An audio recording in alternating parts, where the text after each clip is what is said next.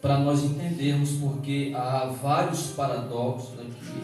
Esse texto é muito complicado, então tem que ler com cuidado, para que eu possa, com a ajuda do Espírito Santo, poder transmitir para vocês. Amém? Vamos lá, versículo 7 do capítulo 7. Bem, então será que estou sugerindo que estas leis de Deus são más? Claro que não. Não. A lei não é pecaminosa, porém foi a lei que me apontou o pecado. Eu nunca teria conhecido o pecado que está em meu coração, os maus desejos que estão escondidos, se a lei não dissesse, não tenha maus desejos em seu coração. Versículo 8. O pecado, no entanto, usou a lei contra os maus desejos, lembrando-me que eles estão errados, e despertando dentro de mim toda sorte de desejos proibidos. Somente se não houvesse leis para serem quebradas, é que não haveria pecado. Deixa eu dar uma paradinha aqui para os irmãos entenderem mais ou menos o que Paulo está falando. Amém? O pecado sempre houve no coração do homem. Sempre, o homem sempre pecou. Mas a lei, ela mostrava para o homem, fala, olha, você está quebrando um preceito. Se não existisse lei, era uma coisa natural. Eu vou trazer para a nossa linguagem, que é para nós podermos entender o que Paulo está falando. Se não existisse placa indicando que teria a lombada eletrônica, nós não poderíamos tomar multa. Se não existisse semáforo ou placa de pedestre, nós, se atropelasse alguém, nós não seríamos culpados desse acidente ou incidente. Por quê? Porque não existia a lei. Isso. Então, a lei, ele está falando aqui, que a lei, ela despertou nele o pecado, porque até então, ele não conhecia o pecado. Agora, nós temos que entender o seguinte aqui nesse texto, para ficar bem claro, talvez vocês nunca ouviram isso, nunca ouviram. Paulo não está falando aqui da pessoa dele, amém, queridos? Toda vez que ele citar a palavra eu, ele não está falando da pessoa dele, porque não teria sentido ele falar essas coisas, porque Paulo já conhecia a lei, Paulo nasceu dentro da lei judaica. Então, se ele falasse esse tipo de assunto, quando ele passou a conhecer a lei, foi que o pecado foi gerado com o desejo dele cometer outros tipos de pecado. Isso quer dizer que ele não está falando da pessoa dele. Outro ponto aqui, Paulo, ele sendo romano e judeu, ele conhece os dois lados, tanto a lei romana como a lei dos 10 mandamentos. Então esse texto aqui, várias vezes ele vai falar eu, ele está falando eu, trazendo em evidência a nação de Israel. Amém? Porque senão nós iremos ler esse texto pensando que Paulo era um crente, que toda hora ele estava caindo, toda hora ele estava inventando uma desculpa, toda hora ele estava falando, ó Senhor, eu quero fazer as coisas certas, mas puxa, tem um pecado aí que está me atrapalhando. Esse pecado que está plantado dentro de mim, ele faz com que eu venha transgredir a lei. Então, lembrando que o Novo Testamento, ele é escrito no grego. E se é escrito no grego, uma palavra tem vários significados. Amém? Eu já expliquei isso aqui para vocês. Amém? Mas vamos para o texto. Versículo 9. Foi por isso que olha o eu de novo. Foi por isso que eu me senti bem durante tanto tempo. Por que ele fala isso? Porque a nação de Israel, até eles conhecerem a lei no Monte Moriá, Eles pecavam direto, mas eles não tinham ninguém para julgá-los, não tinha ninguém para discipliná-los. Desde de Noé até o encontro que eles tiveram com Deus no Sinai, eles pecavam do mesmo jeito, mas eles não tinham essa culpa, esse sentimento de culpa por causa do pecado. Então a lei, quando começa a falar, não faça isso, não faça isso, não faça isso, não faça isso, e ele, por ser humano, por ter a essência do pecado, mesmo ele sabendo que existia a lei, ele não conseguia vencer. Não conseguia, por quê? Porque mesmo que ele tendo ciência de que aquilo era errado, mas o desejo carnal, a concupiscência, ela sempre aflora mais alto. Sempre. Todas as vezes que eu falo, Henrique, não faça isso, Henrique, o que vai despertar dele? Por que o pastor está pedindo para eu não fazer? Se o pastor está pedindo para eu não fazer, alguma coisa tem aí. E eu quero descobrir o que o pastor está falando, porque ele não me explicou por que eu não tenho que fazer, ele só falou para eu não fazer. Olha que interessante. Então o que ele traz aqui no versículo 9? Foi por isso que eu me senti bem durante tanto tempo, pois não compreendia o que na realidade a lei estava exigindo. Mas quando descobri a verdade, eu compreendi que havia quebrado a lei e que era um pecador destinado à morte. Duas coisas: ou você cumpria, ou nós fazíamos tudo correto, tudo certo, tudo de acordo com a lei de Deus, as leis do Senhor que são santas, ou nós fazíamos dessa forma, ou nós estávamos perdidos.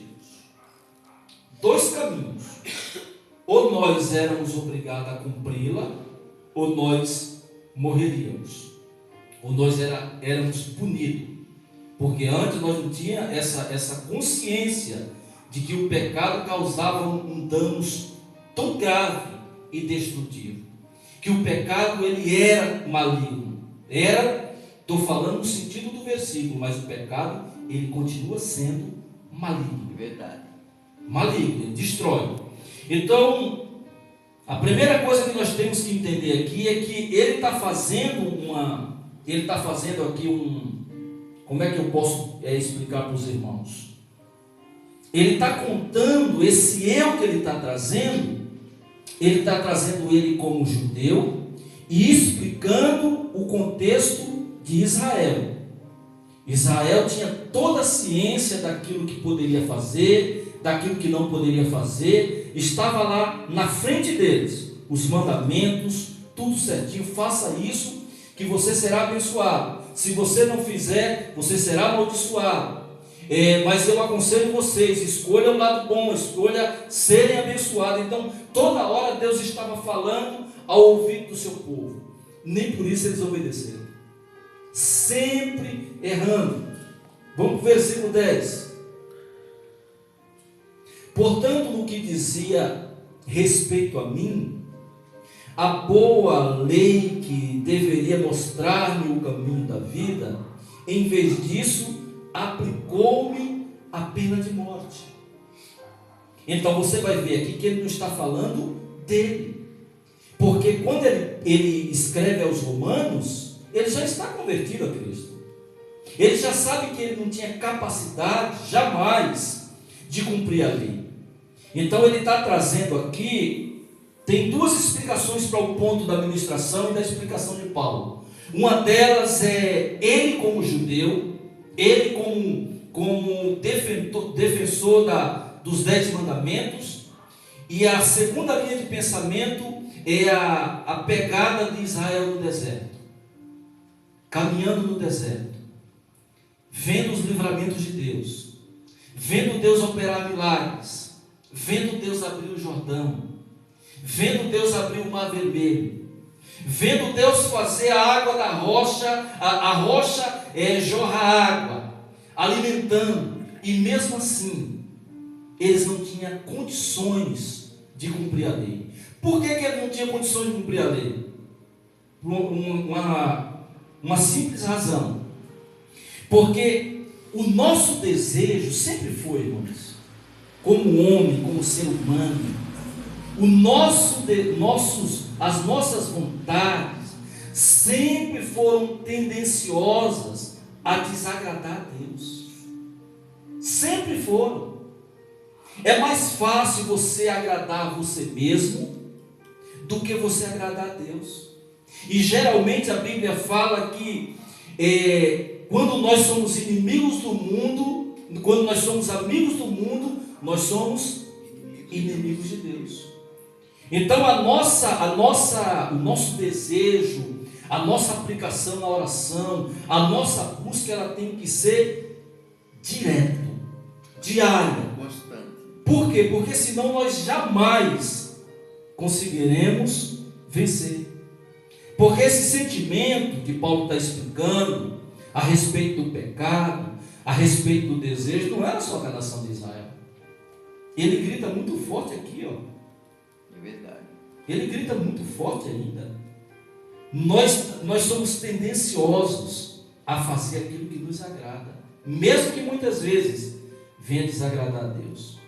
Hoje eu estava conversando com um rapaz e ele falou assim: Alexandre, por que antigamente a igreja proibia a separação e hoje não se proíbe mais? Eu falei: irmão, não mudou nada. A palavra não mudou. O problema é que mesmo que se a igreja ou a palavra fale para não se separar, o homem vai continuar se separando. Por que o homem vai continuar se separando? Porque ele achou brecha na palavra? Não. É porque o coração dele endureceu para Deus. Se ele não consegue amar uma pessoa que está do lado dele há tantos anos, se ele não consegue ser fiel a uma pessoa há tantos anos, você acha que ele vai conseguir ser fiel a Deus? Essa foi a minha pergunta para ele. Então por que as pessoas estão se separando? Porque as pessoas não têm mais amor um para com o outro. Não existe mais compreensão. E ainda falei para ele, eu falei, a separação de um casal não leva nenhum dos dois para o inferno. Mas o certo é não se separar. O certo, a palavra ensina a não se separar. Agora, antes, o povo tinha mais temor. Antes, o povo, por não conhecer esse leque de informações, as pessoas tinham mais temor de Deus. Hoje as pessoas, irmãos, se não deu certo, embora, se separa.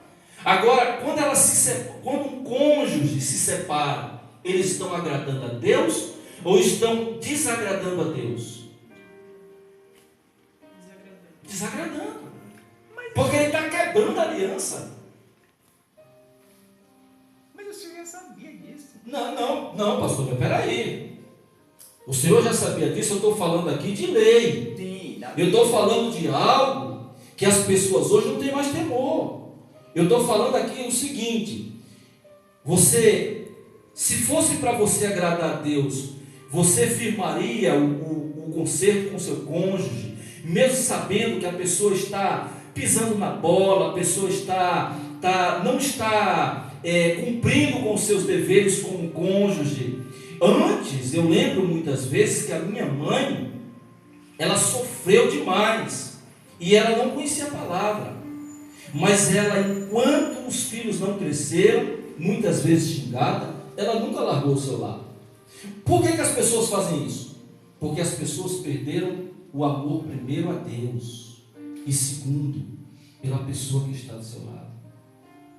Mas para Deus, aquela convivência forçada não significa nada. Mas a palavra, o problema, pastor, não é isso. Eu quero explicar para vocês que antes a igreja proibia e as pessoas tinham aquilo como regra. Hoje não existe mais isso. Isso quer dizer o quê? Que as pessoas endureceram o coração para Deus. A nação de Israel, mesmo conhecendo, caminhando no deserto, vendo todos os milagres de Deus, eles não quiseram saber de Deus. E eles sabiam disso. Mas vamos no texto. Versículo 11. O pecado me enganou, tornando as boas leis de Deus e usando-as para me fazer culpado de morte. Olha o poder do pecado. Se não for Cristo, a sua graça redentora, todo dia sendo derramada sobre nós, querido, é impossível que venhamos vencer. É verdade. Porque o poder do pecado, ele sempre vai vencer, sempre vai prevalecer, se nós dermos vazão para ele. É verdade. Isso é fato. Isso é fato, porque ele faz a comparação aqui. Se a lei de Deus é boa, por que eu não consigo andar nos caminhos de Deus? Por que eu tenho dificuldade de andar com Deus, se aquilo que Ele aplicou em mim é bom, é para o meu crescimento, é para a minha edificação, mas por que eu não consigo? Porque o pecado me atrapalha. Então Ele consegue me vencer, porque eu não consigo cumprir aquilo que Deus me exige, que é bem mais fácil. É só não fazer. Mas aquilo que está dentro de mim grita mais. Cada vez mais que as leis de Deus falam para eu não fazer, o pecado ele me leva a fazer. E isso, irmão, só o Senhor para nos fortalecer e nos conduzir. É verdade. Amém? Vamos lá. Versículo 13. Mas como pode ser isso? A lei não causou a minha condenação? Como então ela pode ser boa? Não foi o pecado coisa diabólica como ele é, que usou aquilo que era bom para levar-me à condenação. Portanto, vocês podem ver como ele é astuto, mortífero e detestável. Olha como que ele identifica e fala do pecado. Ele é astuto. 3 coisas que ele fala. Ele é astuto, ele é mortífero e ele é detestável. Sabe, irmão, quando se fala de pecado, às vezes nós pensamos aqueles que mais traz escândalo, mas não é. Sabe, irmão, tem coisas que amarram a nossa vida com Deus. E não é por causa do Senhor. Muito pelo contrário. A própria palavra fala em Miqueias que, usando essa expressão, Deus ele não está preocupado com o nosso pecado. Se Deus estivesse preocupado com o nosso pecado, Ele não tinha enviado Jesus Cristo para nos livrar da condenação do pecado. O que nós precisamos entender é o seguinte: eu vou deixar Deus trabalhar na minha vida, para essas coisas que estão me atrapalhando, elas não me atrapalharem mais. Tem pessoas, por exemplo, que ela não tem problema com adultério, ela não tem problema com roubo, ela não tem problema com homicídio, mas ela tem um problema lá na alma, que atrapalha dela desenvolver um relacionamento com o papai. É verdade. E é ela que não consegue, não é Deus que não quer. Não é Deus. Todo o tempo, Deus ele quer se relacionar conosco. Mas às vezes o problema ele está ali trazendo culpa. Ele está ali trazendo mau sentimento. Isso também é transgredir a lei de Deus. Também é pecado. Então são essas coisas que Paulo está tentando explicar aqui de uma forma simples, que Israel não conseguia. Israel tinha tudo para crescer. Israel tinha tudo para ser a nação santa. Israel tinha tudo para ser um exemplo. Israel tinha tudo para ser os primeiros, os pioneiros em ganhar os outros reinos para Deus. Eles não conseguiram. Não conseguiram. Fracassaram. Por causa que não conseguiram ser transparente com o próprio Deus.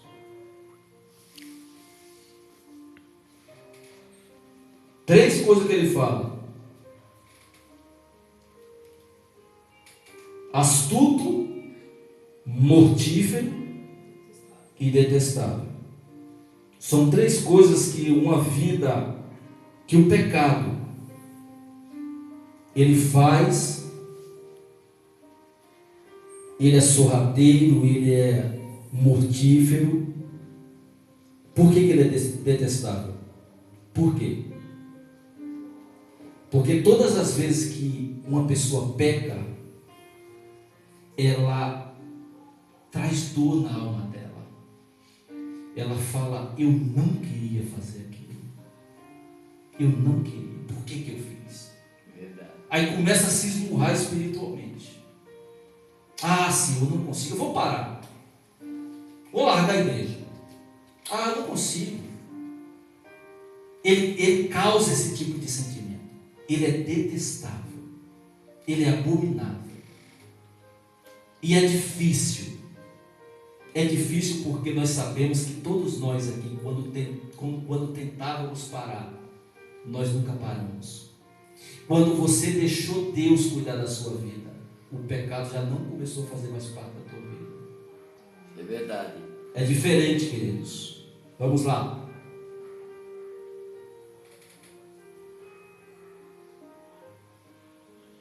Paramos no 13, né? Porquanto o pecado se utiliza das boas leis de Deus para seus próprios fins perversos.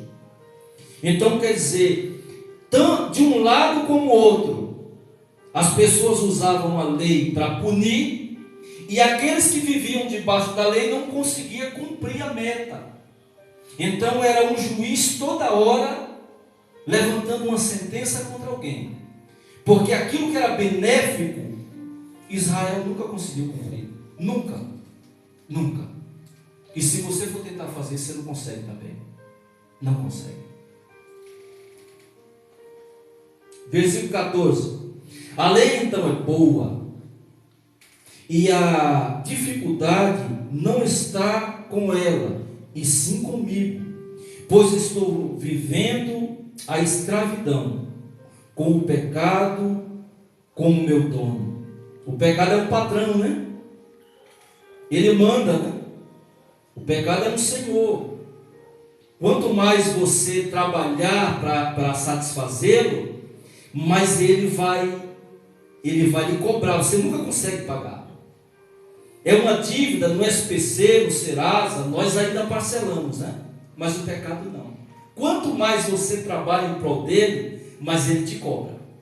Mas ele te cobra. Eu tenho até uma palestra que eu fui uma vez, que o rapaz falou assim: olha, e não era de igreja não, era de produtos naturais. Eu estava fazendo uma palestra de 2 dias. Ele falou: olha, está vendo o seu corpo? O que você faz com o seu corpo hoje? Pode ficar tranquilo, que o seu próprio corpo vai cobrar de você.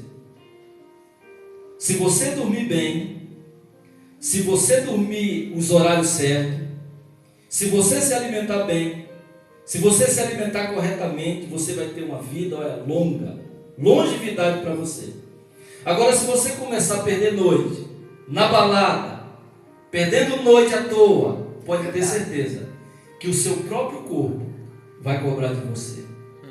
A mesma coisa é uma vida de erros. Eu não vou falar pecado porque parece uma coisa pesada, né? Diz aqui que o pecado ele é o que? Astuto, ele é mortífero e ele é detestável. Mas vamos falar de erros. Você já percebeu que uma pessoa com a vida errada, ela não tem história? Não tem.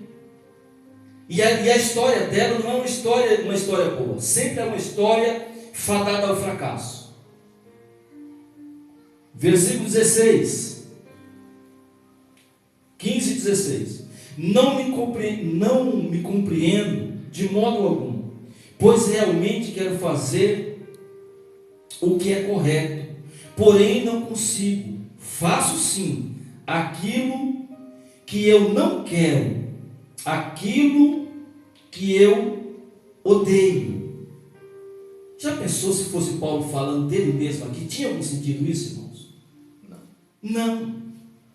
Não, porque quem visse, um crente que visse Paulo falar desse jeito, ele ia chegar a um consenso e falar: peraí, se Paulo não conseguiu, Paulo que foi o maior apóstolo, vivia nessa gangorra de altos e baixos, então eu estou bem na vida. Paulo não estava falando da sua pessoa aqui não, né? Porque aqueles que estão em Cristo, irmãos, eles são firmados na rocha que é Cristo. Você não vive dessa forma não, irmão. Aqueles que estão em Cristo, eles têm um firmamento, eles caminham com Cristo. E quem caminha com Cristo não vive uma vida de gangorra, não vive uma vida de altos e baixos não. Pode vir problema, pode vir dificuldade, mas você continua firme. Amém. E aqueles que continuam com Cristo vivem fazendo as mesmas obras que Cristo fez. Amém. Qual foi as obras que Cristo fez? Amar, abraçar, fortalecer, abençoar. Então essa conversa não é conversa do crente, irmão. Sim ou não? Não tem condições de ser o próprio apóstolo Paulo. Senão ele estava colocando em xeque o seu próprio ministério. Então quer dizer, se tudo isso está dentro de um homem que já foi regenerado pelo Espírito, então duas coisas: ou não é Paulo, ou Paulo está muito fraco aqui na fé. O negócio aqui está feio. Porque ele está apresentando aqui como aquilo que ele quer fazer de bom, ele não faz. Mas aquilo que ele não quer fazer, ele faz. Se o Espírito Santo está dentro de mim, a tendência é eu fazer aquilo que é bom. Mas vamos para o texto.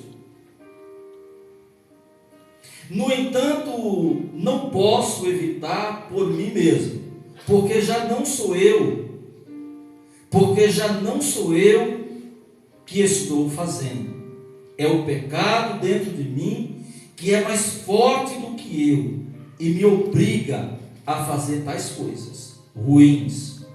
Eu sei que estou completamente corrompido no que diz respeito à minha velha natureza. Amém? Amém. Qual que era a velha natureza de Paulo? Qual que era a velha natureza dele?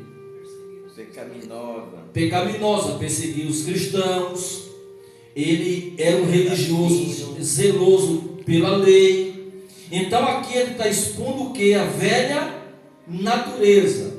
Se a palavra fala que quando estamos em Cristo, as coisas velhas se passaram e Cristo fez tudo novo, então a minha velha natureza ela foi embora com aquela vida que eu tinha antes de conhecer a Cristo. Glória a Deus. Porque a partir do momento que eu conheci a Cristo, conheci a sua graça, conheci o seu amor, conheci a sua bondade, então eu sou nova criatura, e aquilo que habita em mim já não é mais o pecado, mas a ação do Espírito Santo. Aleluia.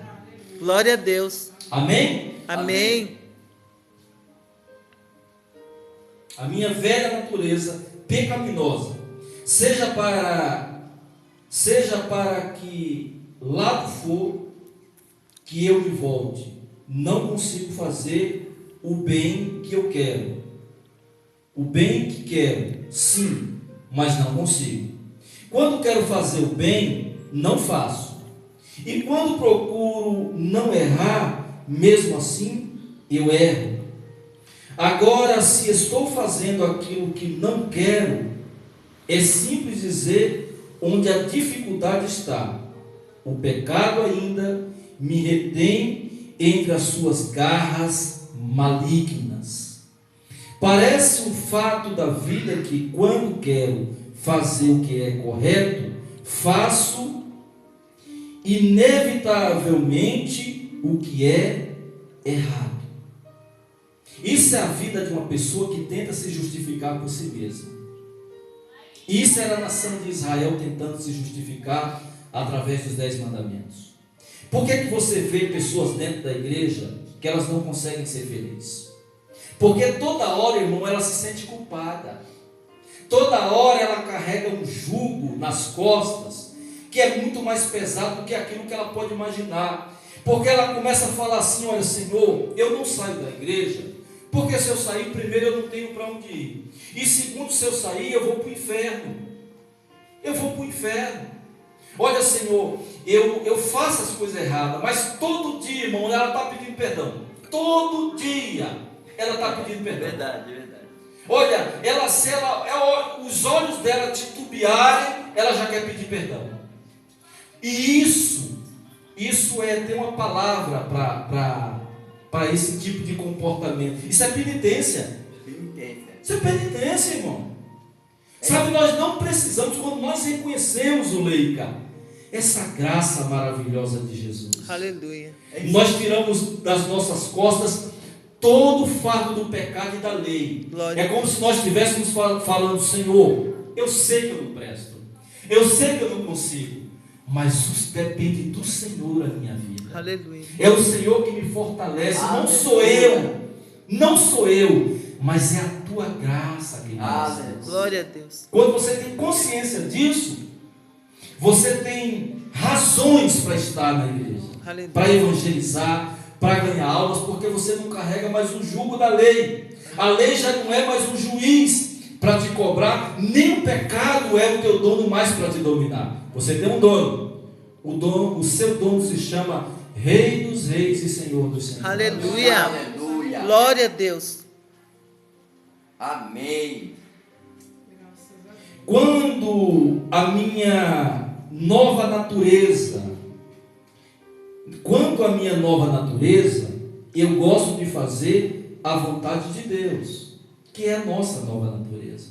A nossa nova natureza, ela nos leva a fazer o quê? A vontade de Deus. Contudo, existe alguma coisa bem no meu íntimo, lá em minha natureza inferior, que está em guerra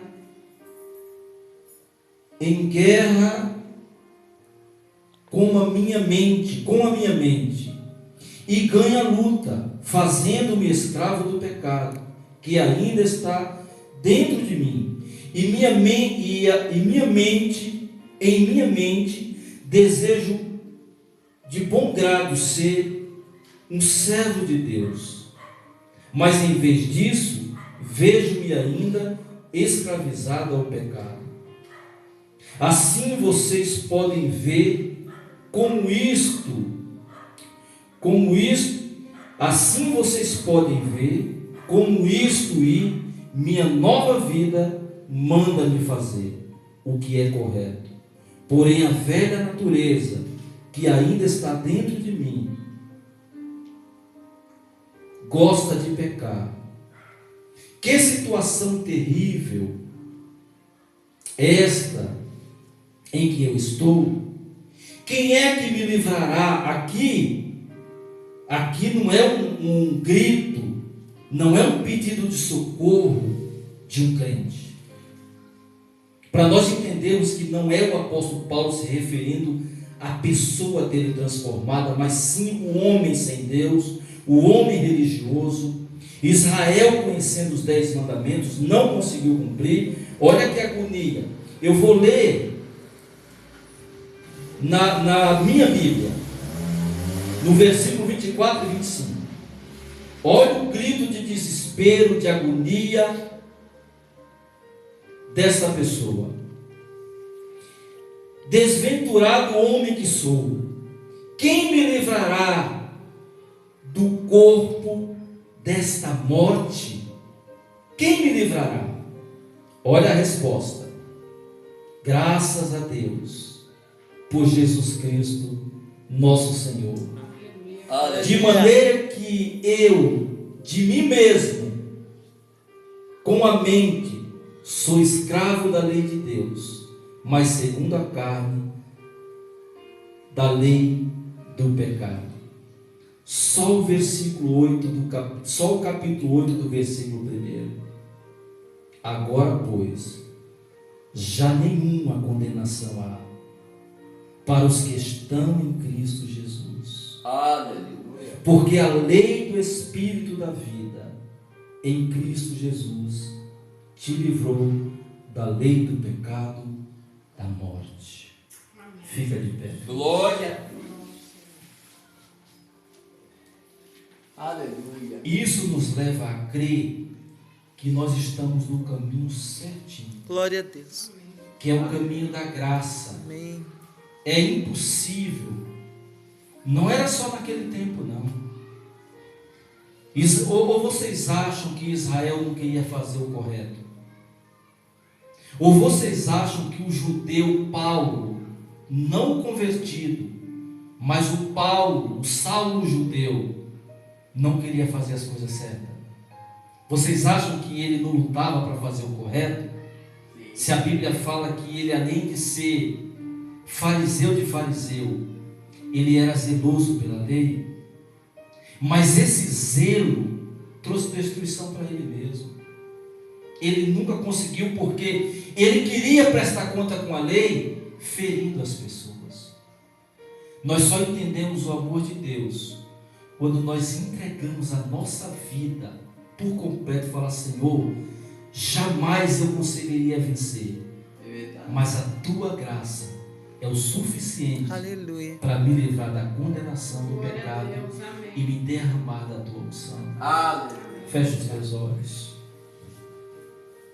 Eterno e amado Deus, sabe, Senhor, muito obrigado, porque, meu Deus, muitas vezes nós, quando começamos lá atrás, sendo ensinado de uma forma errônea, nós tínhamos dentro de nós que nós tínhamos que fazer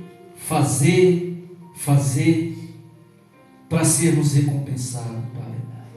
E com isso, meu Senhor, nós feríamos as pessoas, nós apontávamos nossos dedos, julgando as pessoas.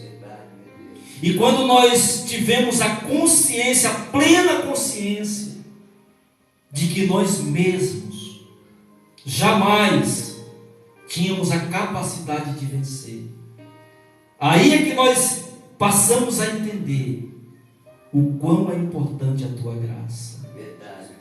Então, meu Deus, continua nos fortalecendo. Meu Deus, tira todo o eu que tem nos atrapalhado.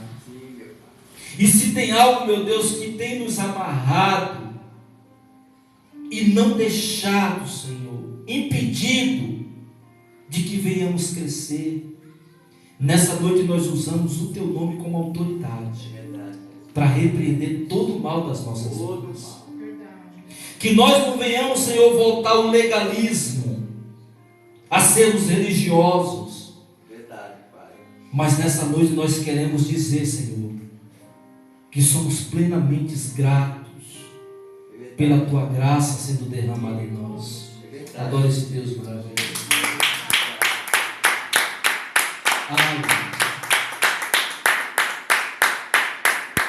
Glória a Deus. Podeis assentar. Aleluia.